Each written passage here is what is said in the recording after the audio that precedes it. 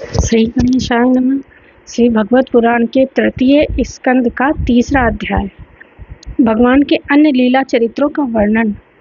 उद्धव जी कहते हैं, इसके बाद श्री कृष्ण अपने माता पिता देवकी वसुदेव को सुख पहुंचाने की इच्छा से बलदेव जी के साथ मथुरा पधारे और उन्होंने शत्रु समुदाय के स्वामी कंस को ऊंचे सिंहासन से नीचे पटक कर तथा उसके प्राण लेकर उसकी लाश को बड़े जोर से पृथ्वी पर घसीटा। संदीपनी मुनि के द्वारा एक बार उच्चारण किए हुए सांगोपांग वेद का अध्ययन करके दक्षिणा स्वरूप उनके मरे हुए पुत्र को प्रंजन नामक राक्षस के पेट से यमपुरी से लाकर दे दिया। भीष्मक नंदिनी रुक्मणी के सौंदर्य से अथवा रुक्मी के बुलाने से जो शिशुपाल और उसके सहायक वहां आए हुए थे, उनके सिर पर पैर रखकर गंधर्व विधि के द्वारा विवाह करने के लिए अपनी नित्य संगनी रुक्मणी को वे वैसे ही हरण कर लाए जैसे गरुण अमृत कलश को ले आए थे। स्वयंवर में 7 बिना नथे हुए बैलों को नाथ कर नागरजित सत्या का विवाह किया। इस प्रकार मान भंग हो जाने पर मूर्ख राजाओं ने शस्त्र उठाकर राजकुमारी को छीनना चाहा। तब भगवान श्री कृष्ण ने स्वयं बिना घायल हुए अपने शस्त्रों से उन्हें मार डाला। भगवान विषयी पुरुषों की सी लीला करते हुए अपने प्राण प्रिय सत्यभामा को प्रसन्न करने की इच्छा से उनके लिए स्वर्ग से कल्प वृक्ष उखाड़ लाए। उस समय इंद्र ने क्रोध से अंधे होकर अपने सैनिकों सहित उन पर आक्रमण कर दिया, क्योंकि वह निश्चय ही अपनी स्त्रियों का क्रीड़ामृग बना हुआ है। अपने विशाल डील डोल से आकाश को भी ढक देने वाले अपने पुत्र भौमासुर को भगवान के हाथ से मरा हुआ देखकर पृथ्वी ने जब अपने उनसे प्रार्थना की, तब उन्होंने भौमासुर के पुत्र भगदत्त को उसका बचा हुआ राज्य देकर उसके अंतःपुर में प्रवेश किया। वहां भौमासुर द्वार हर कर लाई हुई बहुत सी राजकन्याएं थीं। वे दीनबंधु श्री कृष्णचंद्र को देखते ही खड़ी हो गई और सबने महान हर्ष, लज्जा और प्रेम पूर्ण चितवन से तत्काल ही भगवान को पति रूप में वरण कर लिया। तब भगवान ने अपनी निज शक्ति योग माया से उन ललनाओं के अनुरूप उतने ही रूप धारण कर उन सबका अलग अलग महलों में एक ही मुहूर्त में विधिवत पाणी ग्रहण किया। अपनी लीला का विस्तार करने के लिए उन्होंने उनमें से प्रत्येक के घर में सभी गुणों में अपने ही समान 10-10 पुत्र उत्पन्न किए। जब काल यवन, जरासंध और शल्यवादी ने अपनी सेनाओं से मथुरा और द्वारिकापुरी को घेरा था, तब भगवान ने निज जनों को अपनी अलौकिक शक्ति देकर उन्हें स्वयं मरवाया था। संवर, द्विविद, बाणासुर, मुर, बल्लवल तथा दंत वक्र आदि अन्य योद्धाओं में से भी किसी को उन्होंने स्वयं मारा था और किसी को दूसरे से मरवाया।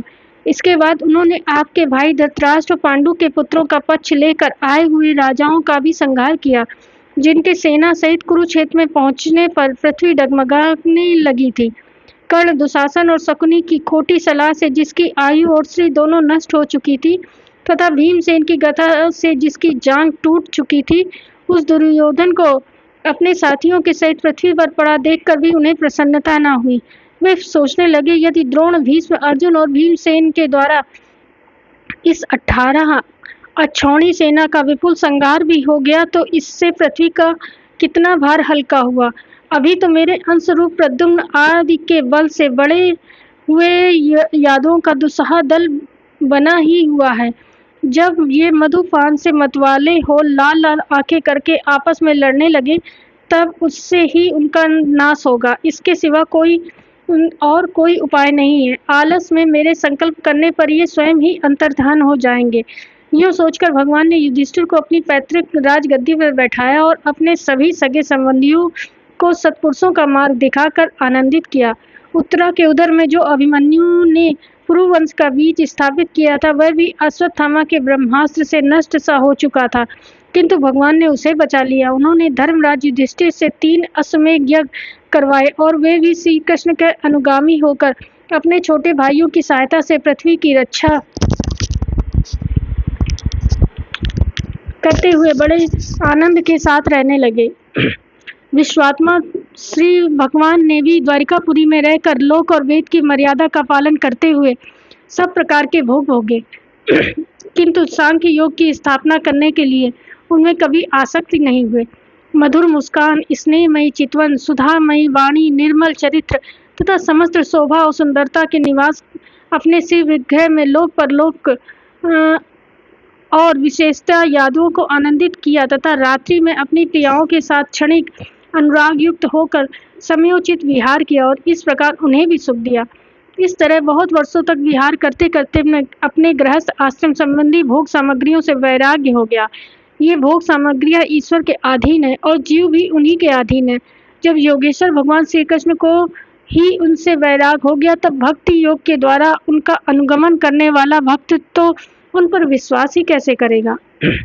एक बार द्वारकापुरी में खेलते हुए यदुवंशी और भोजवंशी बालकों ने खेल-खेल में कुछ मुनीश्वरों को चिढ़ा दिया। तब यादव कुल का नाश ही भगवान की अभीष्ट है, यह समझकर उन ऋषियों ने बालकों को शाप दे दिया। इसके कुछ ही महीनों बाद भावीवश वृष्णि भोज और अंधक वंशी यादव बड़े हर्ष के से रथ पर चढ़कर प्रभास क्षेत्र को गए। वहां स्नान करके उन्होंने उस तीर्थ के जल से पितर देवता और ऋषियों को तर्पण किया तथा ब्राह्मणों को श्रेष्ठ गौएं दी। उन्होंने सोना चांदी सैया वस्त्र मृग चर्म कंबल पालकी रथ हाथी कन्याएं और ऐसी भूमि जिससे जीविका चल सके तथा नाना प्रकार के सरस अन्न भी भगवत अर्पण करके ब्राह्मणों को दिए। इसके पश्चात गौ और ब्राह्मणों के लिए ही प्राण धारण करने वाले उन वीरों ने पृथ्वी पर सिर टेकर उन्हें प्रणाम किया। इस प्रकार तीसरा अध्याय पूरा हुआ। राधे राधे।